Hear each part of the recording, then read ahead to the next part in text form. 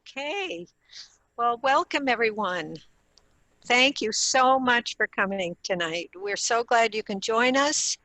My name is Mary Ann Mead, and I am the Assistant Director for Public Services here at the Southwest Harbor Public Library.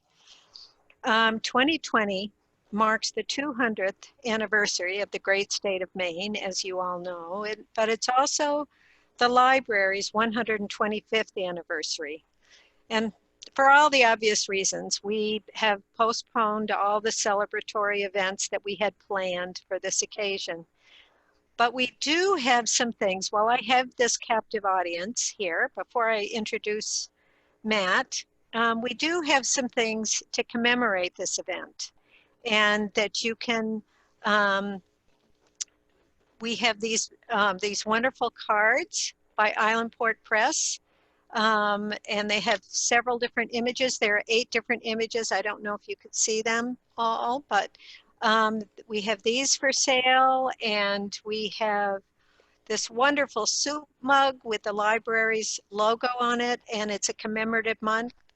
It says 125 years and still going strong from 1895. It was actually on Halloween that the building was dedicated. And we also have Bob Thayer's calendars that also will help support the library. So these are just a few things that to let you know about, since we are not here in person. And just to give you a little bit of something extra to think about. I also want to take this opportunity to thank the countless community members here and away for supporting the library. We couldn't offer you the programs and services that we do without your support. We've been doing curbside pickups since probably the beginning of April, and we also are open by appointment. And so we're here for you, so give us a call anytime. Before I introduce Matt, I want to just go over a few housekeeping items. We will be recording this event. If you have any questions during the presentation, please submit them to the Q&A feature, which you'll find at the bottom of your screen. It's near the center at the bottom. Melissa Haas, my wonderful coworker, will direct them to Matt at the end of the presentation. So now it's my great pleasure and honor to introduce Matthew Langdon Cost. Matt graduated with a bachelor's degree in history from Trinity College, and over the years his ventures have included a video store, a fitness club, and a mystery bookstore. He then was a middle school history teacher for 10 years, when he also coached about every sport imaginable. Since the age of 8, Matt said he's been passionate about writing, and now he can writer. It's a good thing to do during this time of COVID. Back in 2016, the library was fortunate to have Matt come and talk about his historical novel, Joshua Chamberlain and the Civil War, at Every Hazard. His book, Mainly Power, is the first of his mainly mystery trilogy, featuring private detective Jeff Langdon. This will be followed by Mainly Fear, coming out in December, and Mainly Money, to be released in 2021. And this will be followed by the historical novel, Love in a Time of Hate, New Orleans during Reconstruction. Tonight's talk will be about I Am Cuba, Fidel Castro and the Cuban Revolution. This is his first traditionally published novel. Matt joins us from Brunswick, Maine, where he lives with his wife, Harper. Welcome, Matt. Hello. So that's me, I guess. I'm Matt Cost, and I'm here to talk to you about my recent novel, I Am Cuba, Fidel Castro and the Cuban Revolution. The first thing that probably needs to be addressed in regard to this is what makes me an authority? What allows me to write about Cuba, the Cuban Revolution, and Fidel Castro? Well, I'd like to give you a couple reasons off the bat that sort of justifies my writing this.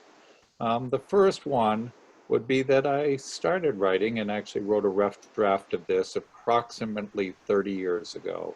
Upon graduating from college, I was inspired by a Latin American history teacher at Trinity College and wrote the first draft of this in 1990. At that point, I realized three things. One, my writing needed to improve. Two, I needed to do more research.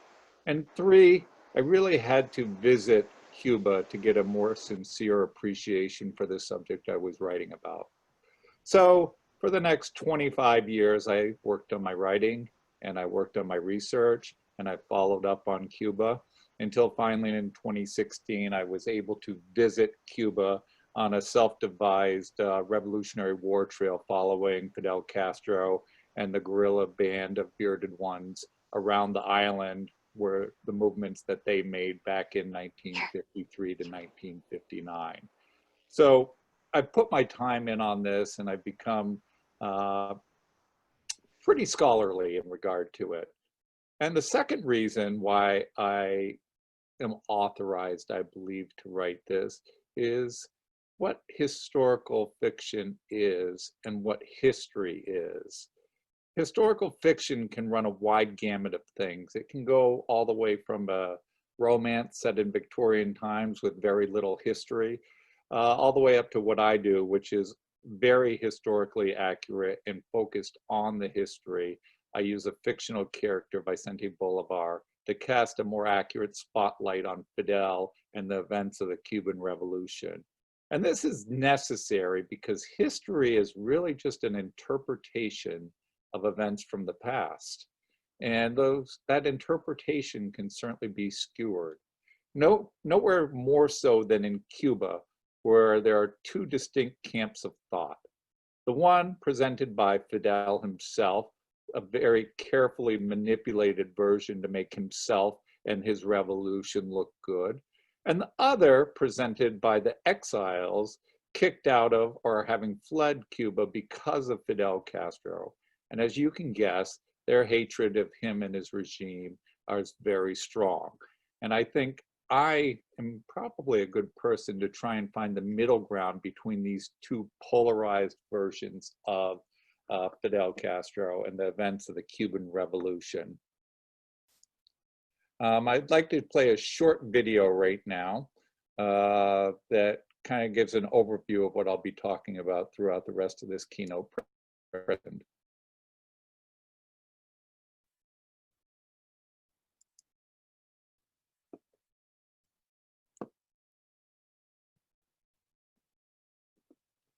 And we're going to move right on past that video into the present. I Am Cuba. Okay, here we go. Fidel Castro and the Cuban Revolution. Who was Fidel Castro? What were the events that made his rise to power in Cuba inevitable? On July 26, 1953, a young lawyer from Havana led a disastrous insurrection against the Moncada military barracks in Santiago, Cuba. The lawyer was captured, imprisoned, granted amnesty, and exiled to Mexico. In December of 1956, he invaded Cuba upon a pleasure yacht named the Grandma with 81 men. Only 18 survived. How did this band of bearded ones, as they came to be called, defeat the corrupt regime of Fulgencio Batista and his United States-backed military? It is in the Sierra Maestra that Fidel became Fidel.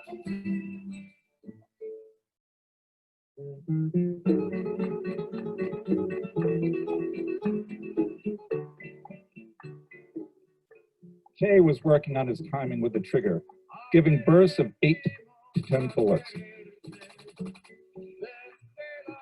The casing spinning out of the bottom after being fed in from the long clip on top. The past 6 months have been a difficult time for him, as the hot and humid weather caused his asthma to act up with limited medicine to treat it. But here, now, in this heady, terrifying moment, he was truly a revolutionary, a attacking the forces of the corrupt dictator, fighting for the people. This was what he was meant to be, not a doctor, nor philosopher, but a warrior. The sharp retort to Fidel's telescope rifle split the early morning air. A flash illuminated his position on the hill overlooking the El Uvero military garrison that was protecting the sugar refinery and lumberyard just east of Pico Turquino in the Sierra Maestra. Juan Almeida was leading the squadron given the task of taking out the northern post.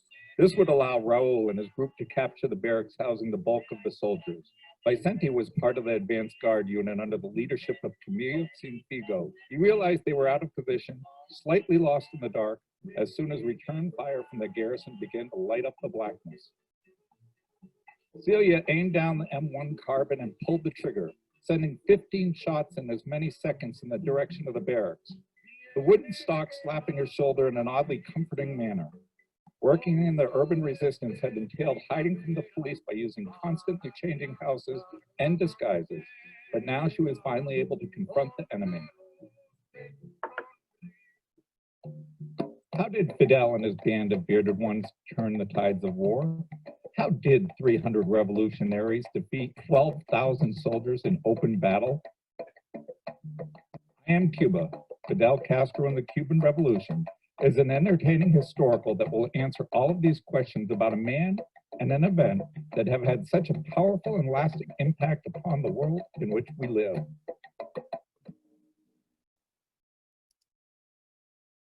So that brings us to who was Fidel Castro? And let's look at him at a young age. Fidel was born in a small town outside of Santiago. His father was this ex-Spanish soldier, self-made sugar baron who kind of was crooked and corrupt to build his empire, had an affair with the maid, and Fidel and his brothers were born of this affair. His first wife disappeared in there somewhere, and Fidel grew up in the servants' quarters until the first wife disappeared. And so he had this sort of humble beginning, knowing what the servants and the peasants felt like more so than the wealthy. He would then go off to the wealthy private schools in Santiago, where he was looked down because he was new money as opposed to old money. And here he carved his way as an excellent athlete, not so much a student. He didn't care for the books so much, but he was a great basketball player, baseball player, ping pong, mountain climbing, you name it. He was involved in all of it and made his name there in the Santiago school system before going off to Havana to go to the University of Havana and eventually Havana Law School. It was during this time that he met his sweetheart, a wealthy young lady whose father was actually the lawyer for Fulgencio Batista, who's going to become his adversary in the Cuban Revolution. So interestingly enough, he kind of married into that family. A little side note, after they got married, they took a 6-week honeymoon in the United States, paid for by her parents, and they went to Miami and New York and enjoyed their time quite a bit. But upon returning to Cuba and finishing up his law school degree, Fidel became increasingly unhappy with the treatment that his country had been given at the hands of the United States of America. He got involved with some people that taught him more of that history. And it had always been a one-sided version, but we'll start back at the Cuban War for Independence, which was pretty much 30 years long on and off. And in 1895, they resurrected that. And in 1898, at the point of almost gaining their own sovereignty, the United States worried about what Cuba sovereignty would mean to them without their having an input into it, took a pretext that was false and jumped into that war and helped the Cubans defeat the Spanish And then that allowed the United States to dictate the terms of how Cuba would continue on as an independent country. Two things of note. One is it gave the United States a military base in Cuba forever, Guantanamo Bay. And the other thing basically said that the United States could interfere with Cuban politics, economy, social life at any time for any way, for any reason whatsoever. And this was called the Platt Amendment that allowed for this. And the United States is going to exercise this time and time again over the years to step in. And over the course of that, United States interest in business slowly bought up all of the infrastructure of Cuba. So the mines, the coffee plantations, the sugar plantations, the roads, the electric network, everything was owned by the United States. And it was this that Fidel became increasingly unhappy with. And then in the 1952 presidential election, this man, Fulgencio Batista, whose lawyer was Fidel's wife's father, was running a distant third in the presidential election and realized he was going to lose, so engaged in a coup and overthrew the government and took charge and became dictator of Cuba. And the United States immediately recognized his authority to be so. And the two of them, the United States and Fulgencio Batista, began to a level of corruption to steal the wealth of Cuba, which had already started years earlier. It had become a playground for many Americans to go down to Cuba and enjoy all of the amenities that it had to offer and the beautiful weather. But as well, the mafia had come in and the casinos and prostitution and drugs and things like that. And people were making money. The mafia was making money. American businessmen were making money. Fulgencio Batista and his cronies were making money at the cost of 99% of the country who was in dire poverty. So it was this situation that the 30-year-old lawyer, he is now a lawyer, graduated from law school. He's been doing pro bono work in the poor neighborhoods of Havana. But this 30-year-old lawyer, Fidel Castro, said enough and began organizing an insurrection and gathering and training people in Havana for that insurrection. And that insurrection is going to be planned for July 26, 1953 in Santiago. There's a real quick little short blip from my book I would like to read where my fictional character, Vicente Bolivar, is traveling to Santiago to engage in that insurrection and uprising against the Moncada military barracks in Santiago. It's on July 25th, 1953 in eastern Cuba. Vicente Bolivar pulled the 1952 Buick to the side of the road as he crested the hill overlooking Santiago.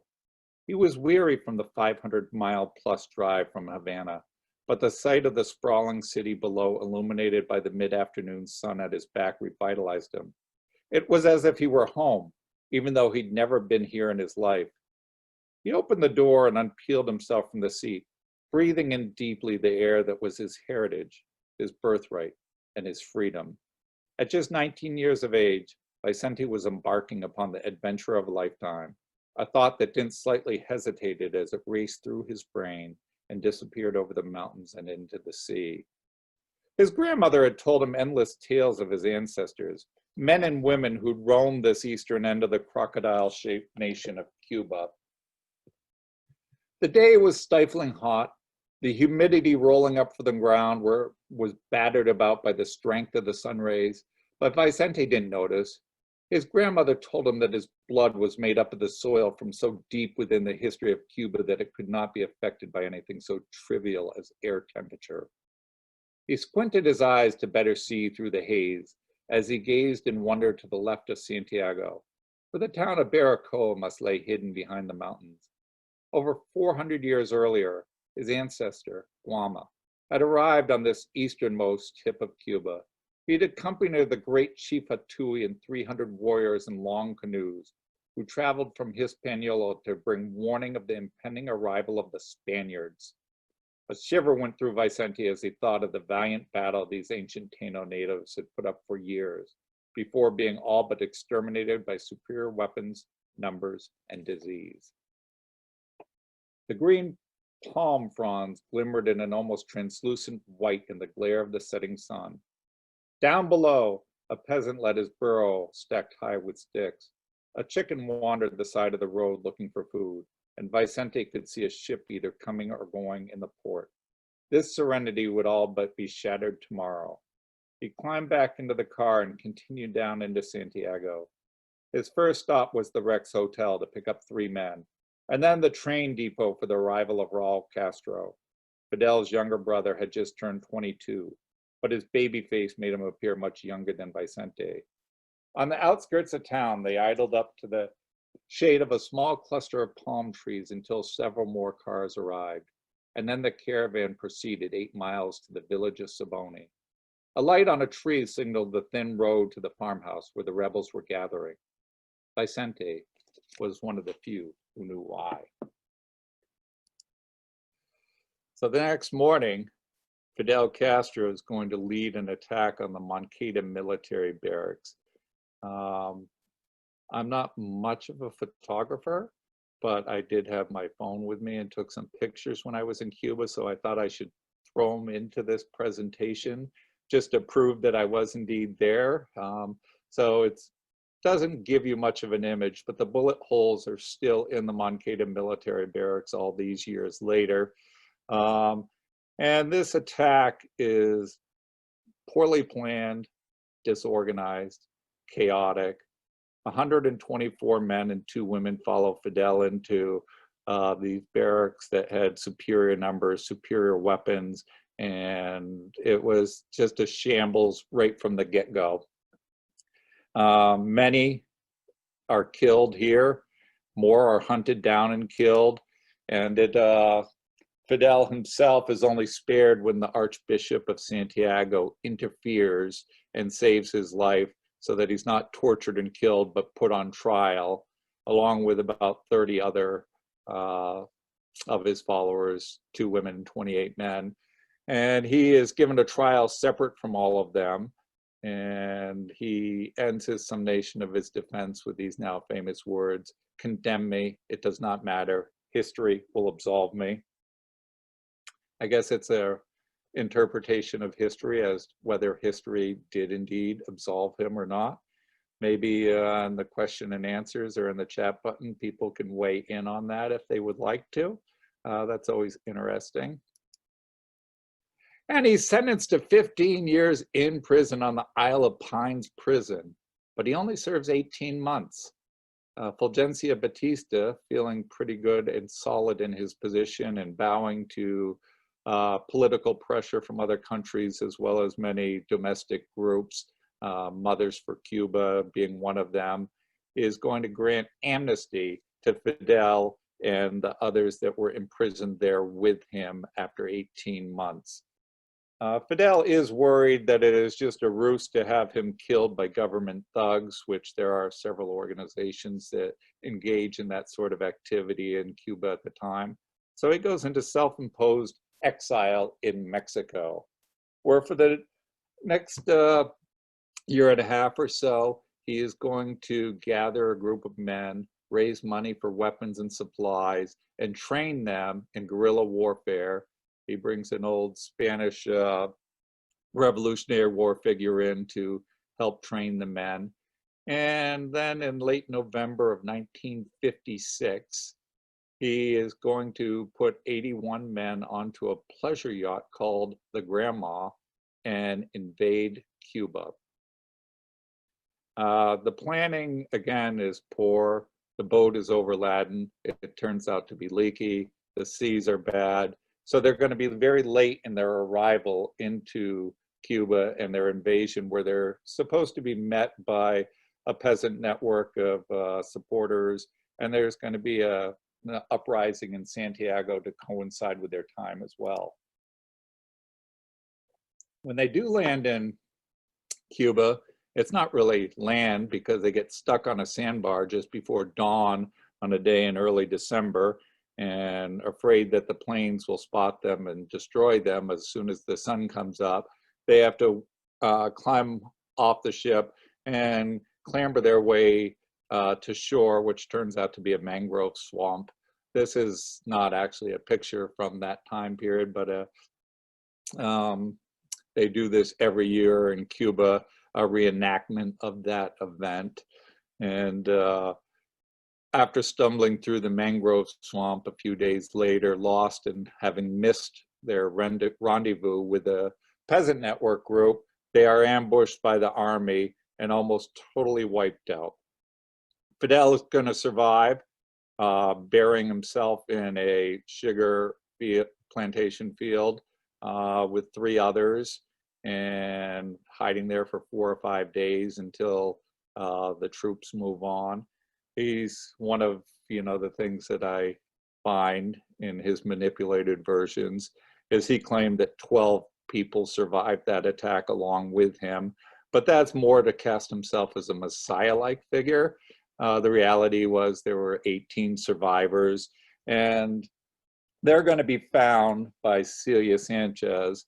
But first, we should take a look at Frank Pace, who was the head of what is now called the July 26 movement, based after when Fidel led the insurrection in Santiago. Frank Pace now is the head of the urban resistance in Santiago, and he's planned an uprising for the arrival of Fidel Castro in Santiago to distract the army away from the arrival of Fidel, and so that he can arrive safely.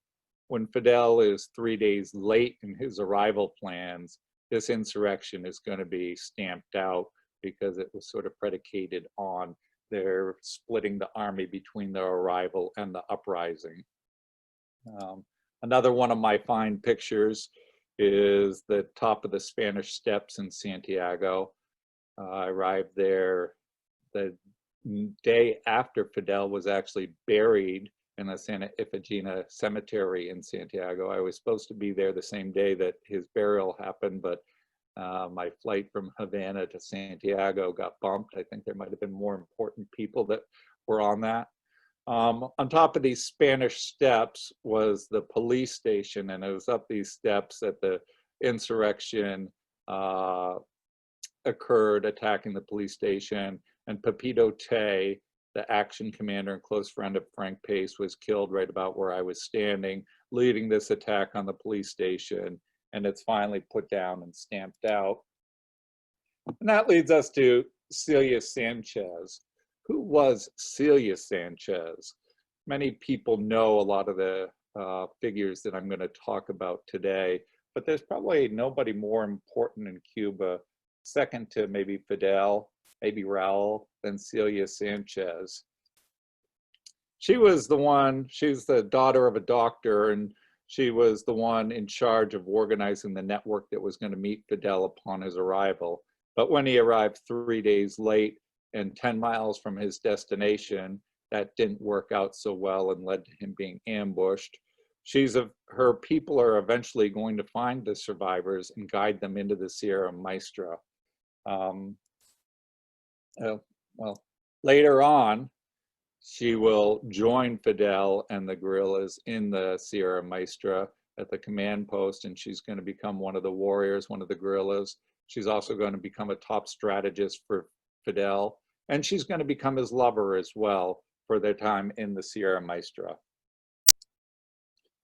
One of the people that she brought into the fold was Crescencio Perez, the gentleman to the right of Fidel as we're facing them, who was the bandit king of the Sierra Maestra, lording over this terrain, this rugged terrain of 50,000 acres that the army was afraid to go into. So it was a lawless area, an area with, marijuana growth and, thieves and whatnot. And he was sort of the bandit king of this area. He's going to become an early guide for Fidel Castro, knowing this terrain as he does so well, and then become one of his top commanders in the guerrilla army as well.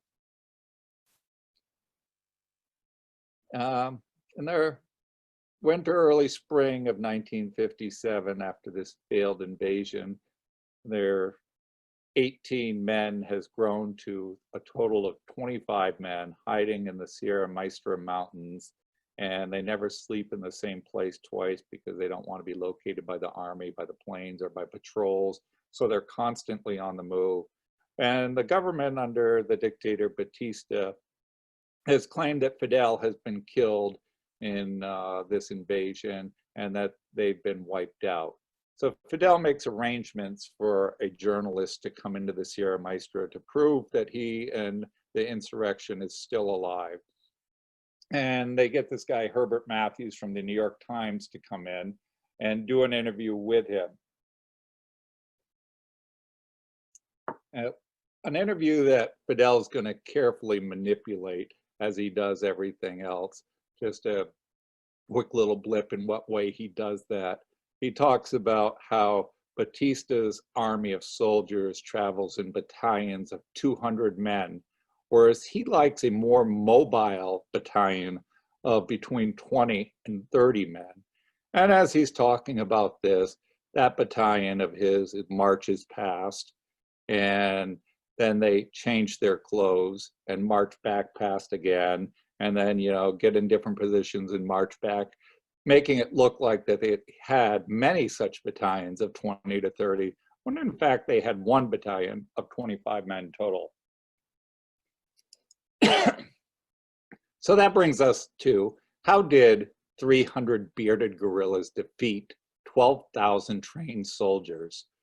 This is just almost impossible to believe, and it's probably one of the things that I had the most trouble with in my research over the years of, you know, comprehending 300 guerrillas defeating 12,000 trained soldiers.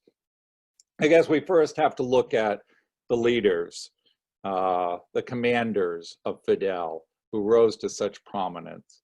There's probably nobody so well known as this early picture of Che Guevara, who is going to be, you know, a top commander for Fidel Castro, and probably one of the biggest reasons for winning this revolution, as we'll see later in the Battle of Santa Clara.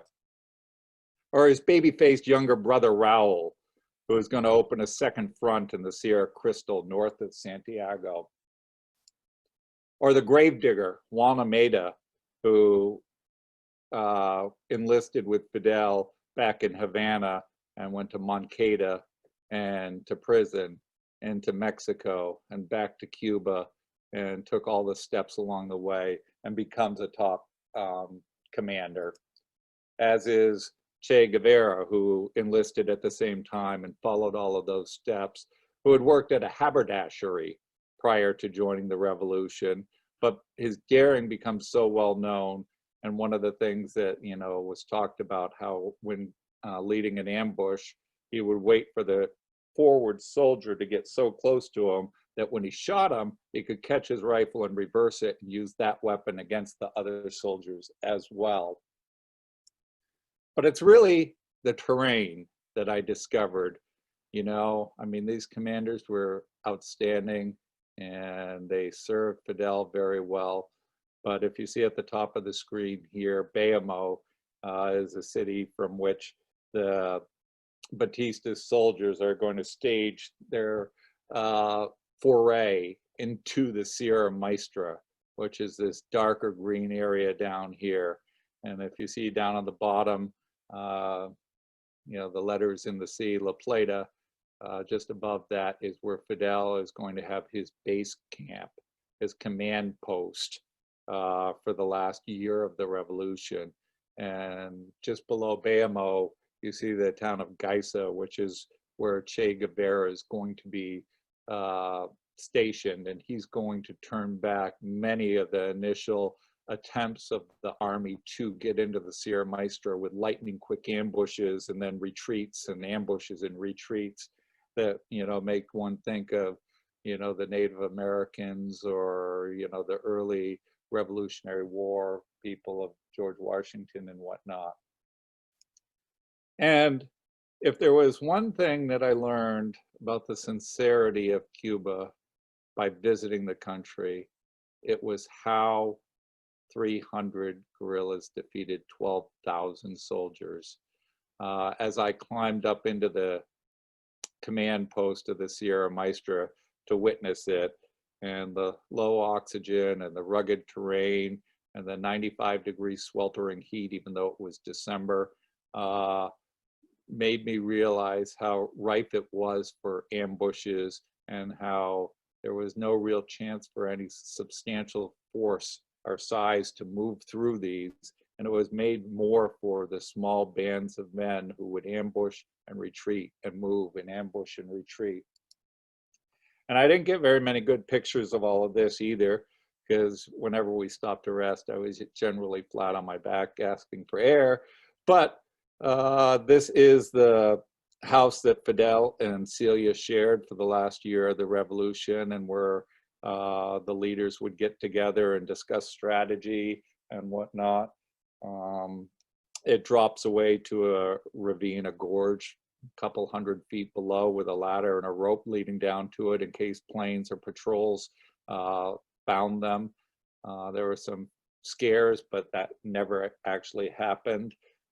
Pretty heavy cover overhead. I'm not going to really get into the final battles in the Sierra Maestra in which Fidel is able to drive the soldiers out. But needless to say, at the end of the summer of 1958, he does do that. And the soldiers retreat, sort of demoralized that they weren't able to root out and defeat this insurrection. And Fidel's numbers start to grow as his popularity grows.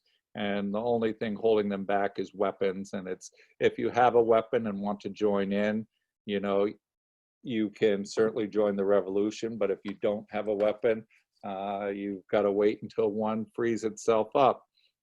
And he does send a couple of his top commanders, Che Guevara and Camilo Cienfuegos, on the attack across the island nation of Cuba, where while he is going to attack Santiago with his brother Raul and try and capture that city. And it's here in Santa Clara, about halfway between Santiago and Havana, that the really largest battle of the revolution is going to happen, in open conflict. And it's going to be the final battle of the revolution. And it is Che Guevara who is commanding the troops that is going to defeat the government soldiers in the city of Santa Clara over the course of a few months. And a lot of really fantastic stories in that. But when Santa Clara falls, the dictator Batista is going to realize that his days are numbered, and is going to, on January 1st, 2 o'clock in the morning, just after New Year's, he's going to gather his family and closest cronies together and load them onto 3 airplanes, and they're going to flee the country. And it's at that point that Fidel Castro comes into power effectively in Cuba. He has his commanders, Che Guevara, and more importantly, Camilo Cienfuegos, because he's a Cuban and he thinks that that would be more appropriate, go secure the city of Havana after Batista flees. And then Fidel himself is going to lead his army in a caravan parade across Cuba, stopping all along the way and giving fiery speeches to every village and town on the way. And many of those people, if they have vehicles or they pile into vehicles together, so there'll be 12, 14, 15 people in a car, they will they follow this caravan across Cuba towards Havana. And it's just outside Havana, in the town of Matanzas, that Fidel is going to give an interview on the Ed Sullivan Show, 2 o'clock in the morning, in this town building, smoke swirling. And I just want to read a very short thing, because it gives an understanding of what people think of Fidel Castro, not only in Cuba, but in the United States and the world at large. And this is taken from that interview. and Ed Sullivan is talking. The people of the United States have great admiration for you and your men because you are made in the real American tradition of a George Washington or any man who takes on another powerful nation and wins. How do you feel about the United States? Ed Sullivan asked.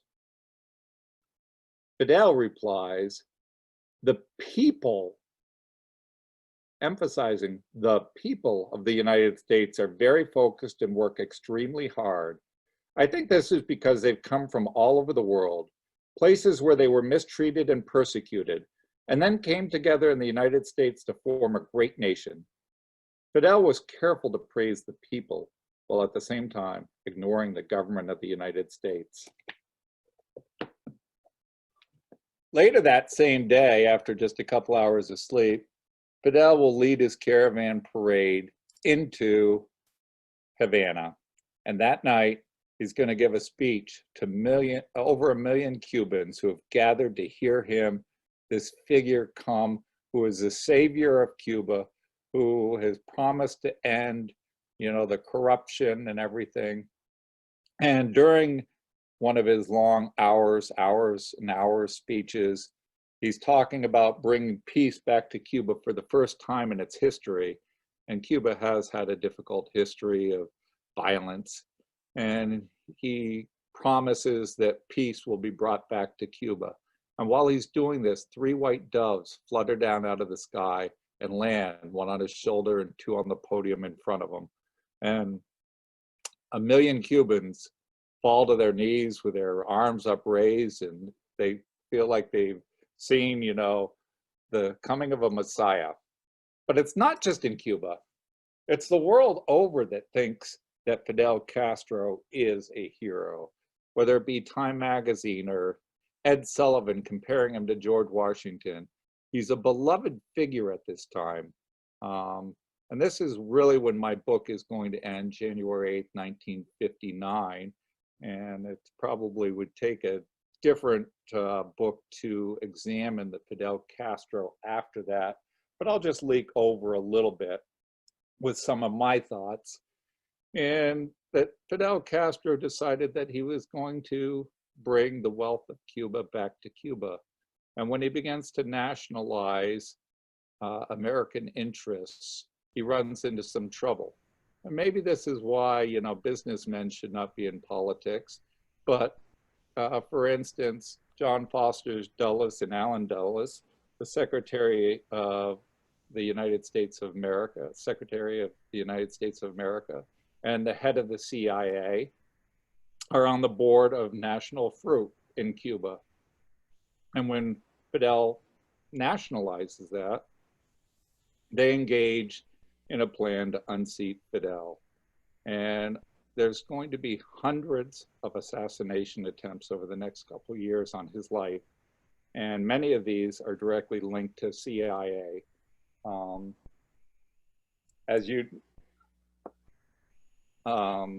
Let's leave it there.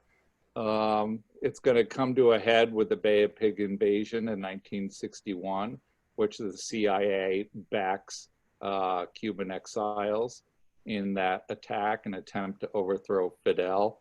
And it's at that point that Fidel has to start cutting his ties to the United States of America. And so as not to get overthrown, ally himself with somebody. And the only choice really is the Soviet Union at that time, who he's going to ally himself with. And I'll just leave it on the note that, some 58 years ago, 3 days from now, is going to be the start of the Cuban Missile Crisis, which had nuclear warheads possibly being stationed in Cuba, and a standoff that put our countries at each other's throats. That's my presentation on Fidel Castro and the Cuban Revolution. I did get a chance to visit his gravesite 2 days after he was buried. It was probably nice then because there weren't so many crowds. But I just want to point out that in the Santa Efigenia Cemetery, there were many fantastic monuments to all of these famous figures of Cuban history, you know, statues and whatnot. And Fidel just simply asked for a rock with just one name, Fidel, on it. That is my talk on Fidel Castro and the Cuban Revolution. I'd like to turn it back over to Melissa for any questions that she might want to share with me.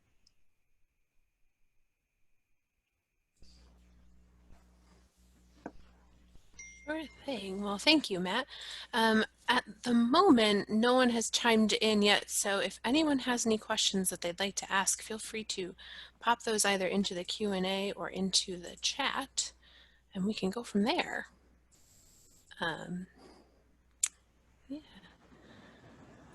So yes, I actually have just a quick question.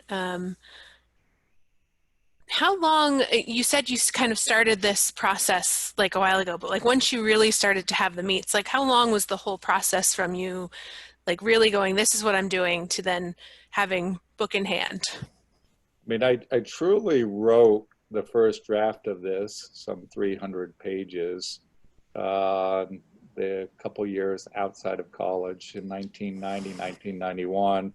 And I put them on a dusty shelf awaiting, and kind of just kept up with my research and working on my writing until I got a chance to visit Cuba in 2016, like I said. And after that, I, you know, pulled it out and did my heavy editing of it to showcase my better writing and my more researched and my more sincere appreciation of Cuba at that time. Excellent. It's a neat process. Well, one question I have is, were there any things that you discovered that were like totally surprised you, you know, blew you out of the water?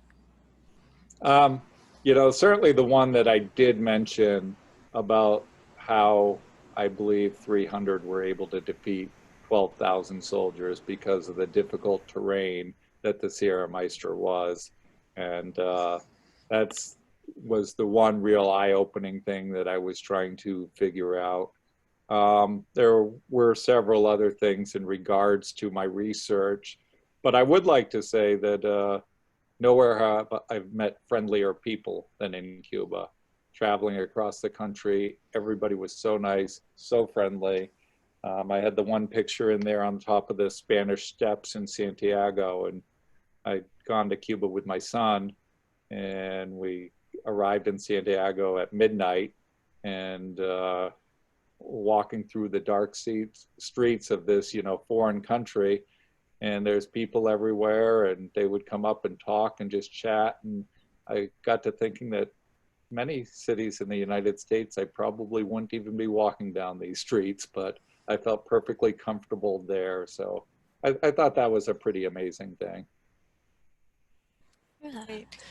And we have had a couple questions come in. So the first one is, we're wondering what happened to Celia, and if you can tell us also how Fidel was snubbed at the UN by the United States, and whether or not it was true he really did want to be friends with the US. You know, the Celia question first is, Fidel stopped being her lover when the revolution was over. I think there were more options for him, but she remained a very close friend, a very big confidant, and held many different roles in the government until her death. So she was a very important figure, but very low-key figure, you know. They tended to put all the limelight upon Che Guevara. Even in Cuba today, there's no t-shirts with Fidel's picture or Celia's picture or anybody's picture. It's all Che Guevara as the face of the revolution. So there's signs of them and there's shirts and hats, but not for anybody else. So Celia Sanchez continued to be the mother of Cuba and that's what she considered herself for many years after the revolution. And what was the second part to that question? How Fidel was snubbed at the UN by the US, and if he really did want to be friends, have a friendly relationship with the United States. I would have to say that I'm not an expert on what happens after January 8th, 1959. I have my opinions. For the Revolutionary War period, from 53 to 59, I feel very confident. But if I was to give my opinion, I think that Fidel would have been friends with the United States and would have liked to ally himself with the United States, but on his own terms and not on the terms of the United States, which he thought had been dictated to his country since the beginning of time. And I don't think that that was acceptable to the United States. It's certainly a dilemma. He nationalized businesses that were United States owned, which basically meant he seized them and took them. And was that right? There was a lot of people that were tried and found guilty and imprisoned or executed because of what were considered war crimes against Cuba. And I'm thinking that probably some of those were hasty and not in the best of taste either. So, there's two sides to what's happened since, but it would have been nice if we could have worked things out. And certainly, for the last 20 years or so, there is a UN resolution that claims that the United States boycott of Cuba is illegal. And then 197 nations say, yes, it's an illegal boycott, and 3 generally don't. There was just 2, the United States and Israel for many years. But I think Brazil just got looped into that recently in the last couple years. So, 197 to 2 or 3 believe that our boycott of Cuba is illegal. Interesting. Another question is that you'd mentioned that Fidel had approached Russia to get assistance against the US. And the question is, were Fidel and Che not socialists or communists before or during the revolution? That's from Ben. Che was absolutely a Marxist communist. He got that way traveling around Argentina. He grew up a wealthy doctor, went to med school, was a doctor, was wealthy. Him and his buddy went traveling around on motorcycles in Argentina and around South America and saw the poverty that existed out there and started doing more readings in regard to that. And by the time he met Fidel, which was in Mexico, he was a dyed-in-the-wool, Marxist. Fidel, not so sure. I think he would have been a line that would be more what we would consider a socialist. I think the communism was more extreme than he wanted, and somewhere between communism and democracy and capitalism would be socialism, where he thinks that some things should be done for the country and for the people, and he really wanted to raise up the poverty of the 99%. We have our 99% and 1% in America, but it pales in comparison as to what it was there. There was very, very bad living conditions for everybody outside of Havana and many poor people within Havana. So that I think he wanted to change, and the way to do that was not with capitalism, because it would have been with socialism. But I think it would have been a middle ground there for him. But again, that's my opinion, as opposed to nobody really knows. And then one more question is if you can talk at all about Fidel's relationship with Che. They were certainly very close through the revolution. It gets a little more confusing afterwards, but as I alluded to earlier, when Fidel showed up in Mexico, the person he was staying with said, "I've got this guy you have to meet."